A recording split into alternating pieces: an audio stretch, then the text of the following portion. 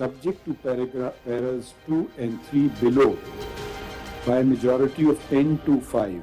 Bracket close. The Supreme Court Practice and Procedure Act 2023 is sustained as being in accordance with the Constitution of the Islamic Republic of Pakistan, and to this extent the petitions are dismissed. Practice and procedure act के खिलाफ तमाम दरख्वास्तें मुस्तरद। कानून का इत्तलाक माजी से नहीं होगा। माजी में खुद नोटिस के तहत दिए गए फैसलों के खिलाफ अपील का हक कलअदम करार। चीफ जस्टिस के इख्तियारात पर कानून साजी दुरुस्त करार। 15 में से 10 जजेस ने पार्लियामान में होने वाली कानून साजी को काबिल कबूल करार दिया।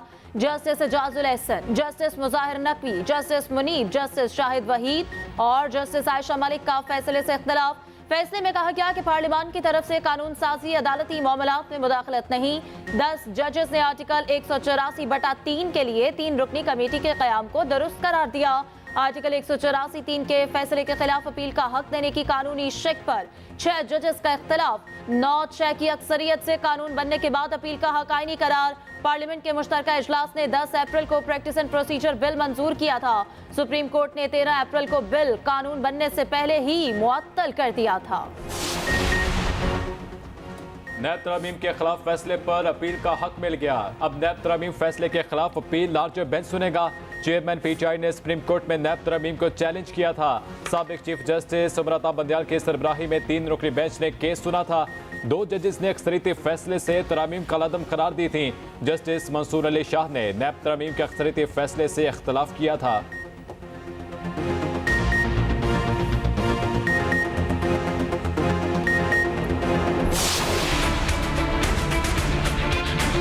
ये जो पार्लियामान है हमारी दुश्मन नहीं है, और यकीनन पार्लियामान हमें नहीं समझती हम उनके दुश्मन हैं। तो दोनों को साथ भी हम चला सकते हैं कि नहीं मेरा इख्तियार और तुम्हारा इख्तियार। ये दुनिया चलती है ना, उनके बड़े बड़े इश्यूज हैं, क्लाइमेट चेंज हैं, लोगों के हकूक हैं। हम इस बारीकियों में फंस गए क्या क्या हो रहा है दुनिया में, और दुनिया आगे जा रही है और हम लोग बस इस ऐसी बहसों में पड़े हुए हैं। हम एक दूसरे की कदर, हम क्यों उनको मनफी तरीके से देखें। लड़ाने की कोशिश ना करें एक इदारे को दूसरे इदारे से। Live and let live. इदारों को ना लड़ाएं, मैं तो कहूंगा कि जियो और जीने दो। पार्लियामेंट हमारी दुश्मन नहीं, पार्लियामान से मनफी चीजें क्यों मंसूब की जाएं। चीफ जस्टिस काजी फायजीसा के प्रैक्टिस एंड प्रोसीजर एक्ट की समाप्त में रिमार्क्स। कहा हम एक दूसरे इदारे के इख्तियार पर मेख निकाल रहे हैं। उंगली उठानी है तो पहले अपने पर उठाए ना। किसी दरख्वास्त गुजार पे हिम्मत नहीं है कि इस मामले पर बात करता। बहुत हो गया ये खिलवाड़। पार्लियामेंट ये नहीं कर सकती, यहाँ बेंच इधर उधर करके फैसले किए जाते रहे, वो ठीक है। जज को रोका भी जाता रहा, आप फलां केस नहीं सुन सकते। फुल कोर्ट बनाना मेरी गलती थी, मेरे साथियों में से मगर किसी ने फुल कोर्ट पर एतराज नहीं किया। अटॉर्नी जनरल ने कहा कि प्रैक्टिस एंड प्रोसीजर अदलिया की आज़ादी के खिलाफ नहीं। आइन का कोई आर्टिकल पार्लियामान से कानून साजी के इख्तियार वापस नहीं लेता।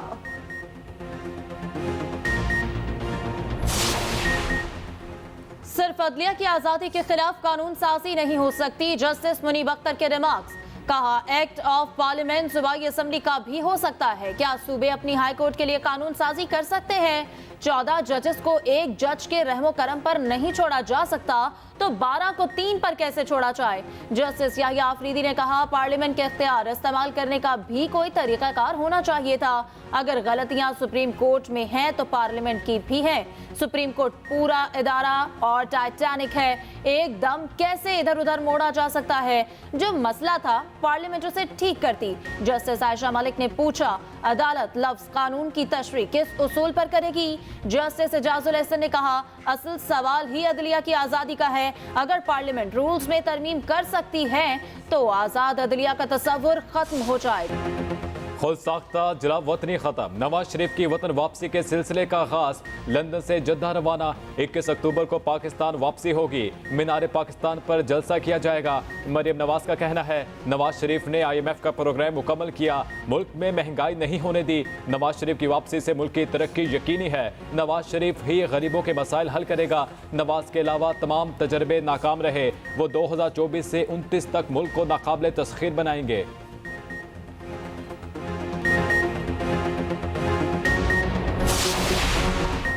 लाल पेंट, लाल बूट और लाल ही मफलर, नवाज शरीफ की तस्वीर सोशल मीडिया पर वायरल। सार्फिन की तरह तरह के सवालात। क्या लाल रंग नवाज शरीफ ने किसी को पैगाम देने के लिए पहना? सार्फिन का तबसरा।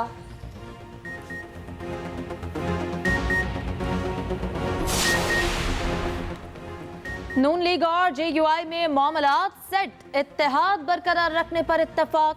शहबाज शरीफ से मौलाना फजलुर रहमान की मुलाकात, दोनों ने इत्तेफाक किया मुल्क को बहरानों से मुत्तहिद होकर निकाला जा सकता है। शहबाज शरीफ ने कहा, मुल्क को दिवालिया होने से बचाने में आपने भरपूर ताउन किया। तमाम जमातों ने 16 माह सियासत नहीं की, सिर्फ रियासत बचाने का सोचा। नवाज शरीफ की वतन वापसी के बाद सियासी और जमहूरी निज़ाम मजबूत होगा। मौलाना फजलुर रहमान बोले, सच बेनकाब हो चुका है। नवाज शरीफ को सियासी इंतकाम का निशाना बनाया गया, इनके खानदान को नाहक सताया गया। ये तारीख का स्याह और अफसोसनाक बाब रहेगा।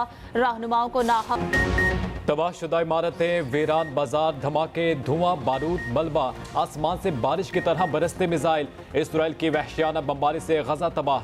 फजाई के बाद ज़मीनी कार्रवाई का भी ऐलान। शहीद फ़लस्तीनियों की तादाद 1078 से बढ़ गई। ख़वातीन और बच्चों की बड़ी तादाद शामिल। 5000 से ज़ायद ज़ख्मी। 2 लाख फ़लस्तीनी बेघर। अस्पताल पनाह गुज़ीन कैंपों में बदल गए। इसराइली अफवाज रिहायशी इमारतों और स्कूलों को चुन चुन कर निशाना बनाने लगी। फ़लस्तीनी बिजली, पानी और खुराक से महरूम। गजा पट्टी पर ताज़ा बमबारी के नतीजे में 23 फ़लस्तीनी शहीद कर दिए गए। अल-क़साम के कमांडर असैफ के घर भी वहशियाना बमबारी। 60 साला भाई, खातून और 2.5 साला बच्चे समेत 4 शहीद। रिहायशी इमारत पर एक नहीं दर्जनों मिसाइल दागे गए। अल-क़साम ब्रिगेड के कमांडर मोहम्मद अल-ज़ैफ ने इसराइल पर हमले की मंसूबाबंदी की थी।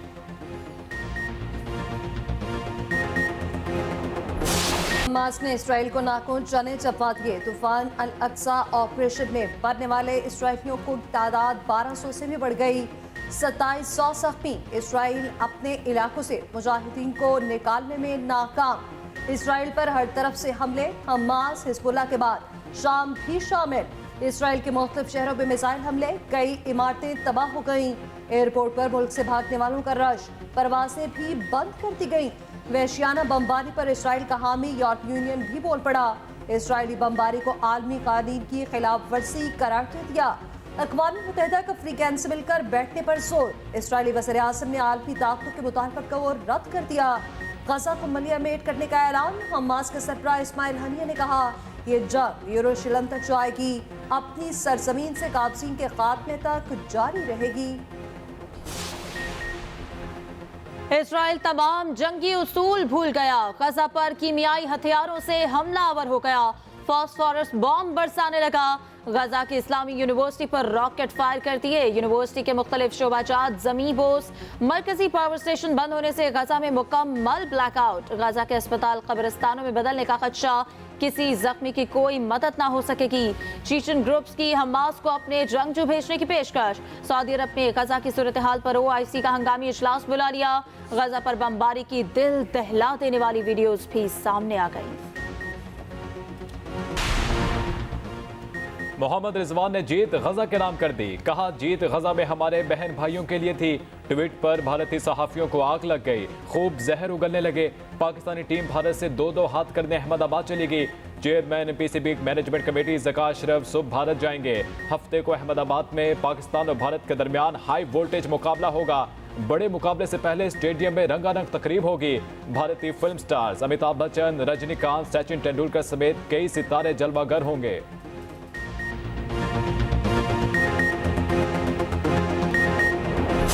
भारत ने अफगानिस्तान को बासानी शिकस्त दे दी। वर्ल्ड कप में मुसलसल दूसरी फतह। अफगानिस्तान को 8 विकेटों से हरा दिया। 273 रन का हदफ 35 ओवर्स में ही पूरा कर लिया। रोहित शर्मा छा गए। 131 रन की इनिंग्स। विराट कोहली की नाकाबिले शिकस्त 55 रन। राशिद खान ने 2 खिलाड़ियों को पवेलियन की राह दिखाई। बुमराह ने 4 खिलाड़ियों को आउट किया।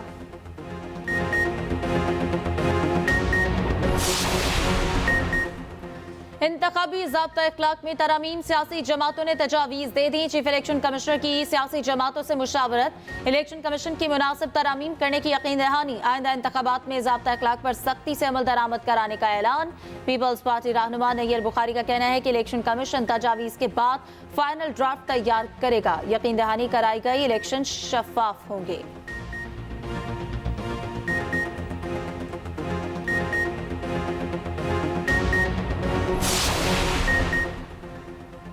वफाकी काबीना की गजा में इसराइली बमबारी की मजम्मत, गजा की गंभीर सूरत हाल पर तशवीश का इजहार, बमबारी फौरी रोकने का मुतालबा। वज़ीर इत्तलात मुर्तज़ा सुलंगी ने कहा, काबीना ने मसला फ़लस्तीन अक़वाम मुत्तहिदा की करारदादों के मुताबिक हल करने का मुतालबा किया। इसराइल का नाजायज कब्जा करारदादों की खुलम खुला खिलाफ वर्जी है। आज़ाद फ़लस्तीनी रियासत क़याम अमल में लाया जाए। वज़ीर आज़म की वज़रा को सिर्फ ज़रूरी नौयत की गैर मुल्की दौरे करने की हिदायत। सुहेल नासिर के बतौर डिप्टी चेयरमैन नैब तैनाती की मंजूरी। PIA की निजगारी के लिए फाइनेंशियल एडवाइजरी कंसोर्शियम की खिदमात लेने की मंजूरी।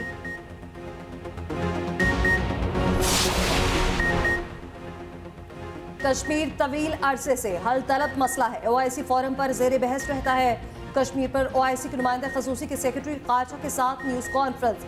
कहा, दौरे पाकिस्तान का मकसद मसला कश्मीर पर आगाही हासिल करना था। सेक्रेटरी खारजा सारिस सजाद ने कहा कि भारतीय हुकूमत कश्मीरियों पर जुल्म के पहाड़ तोड़ रही है।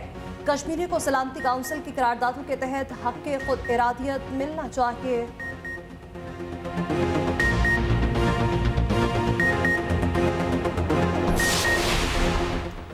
साइफर केस में चेयरमैन PTI ने फर्द जुर्म आयद करने का हुक्म चैलेंज कर दिया। इस्लामाबाद हाई कोर्ट में दरखास्त दायर।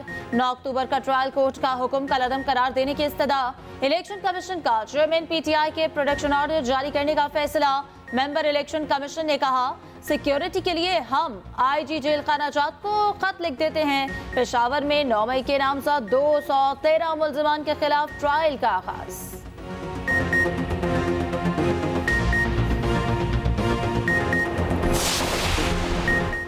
पाकिस्तान माहौलियाती तब्दीली से शदीद मुतासिर है, जिसे नज़रअंदाज नहीं किया जा सकता। चेयरमैन पीपल्स पार्टी बिलावल भुट्टो जरदारी का ह्यूमन राइट्स और climate justice in Pakistan conference से खिताब। कहा, पाकिस्तान कुदरती वसाइल और खूबसूरती से माला माल है। मौसमियाती तब्दीली से ग्लेशियर्स तेजी से पिघल रहे हैं। ज़राई ज़मीनें भी बंजर हो रही हैं। दुनिया को हमारी बात सुनना होगी।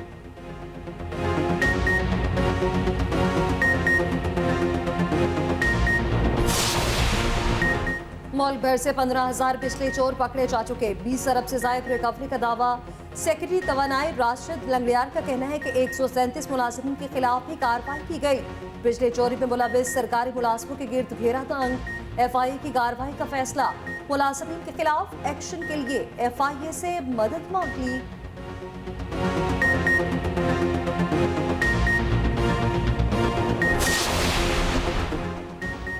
पुलिस को कानून की पासदारी करनी होगी। कानून पर अमल नहीं करेंगे तो कोई महफूज नहीं हो पाएगा।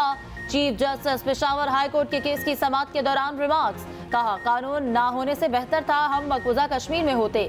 गिरफ्तार करें, नाकाबिले जमानत दफात लगाएं, लेकिन ऐसा ना करें। आइंदा हफ्ते IG को बुलाया है, इनसे पूछेंगे ये क्या हो रहा है।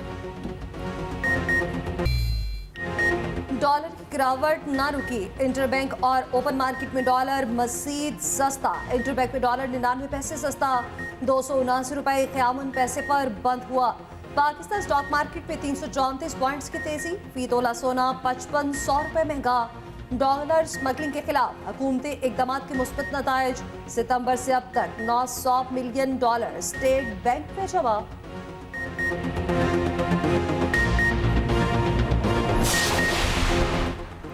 हमजा शहबाज से ब्रिटिश पॉलिटिकल काउंसलर की मुलाकात। आइंदा इंतखाबात पर बातचीत। हमजा ने कहा, नून लीग भरपूर सियासी कुव्वत के साथ मैदान में उतरेगी। सियासी इस्तेहकाम इंतखाबात के नतीजे में आएगा।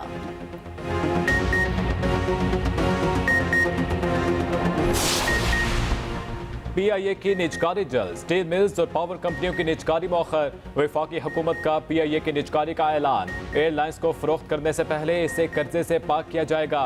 वफाकी वजीर फवाद हसन फवाद ने कहा, PIA को कोई बैंक कर्जा देने को तैयार नहीं।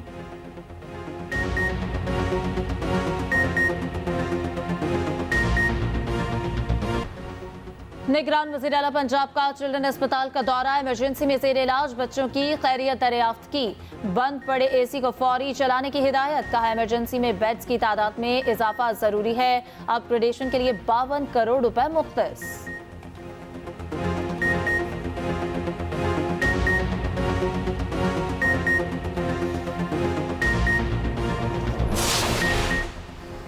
कतरी एयर चीफ को निशान इम्तियाज मिलिट्री से नवाजा गया। सदर मुमलिकत ने अवार्ड अता किया।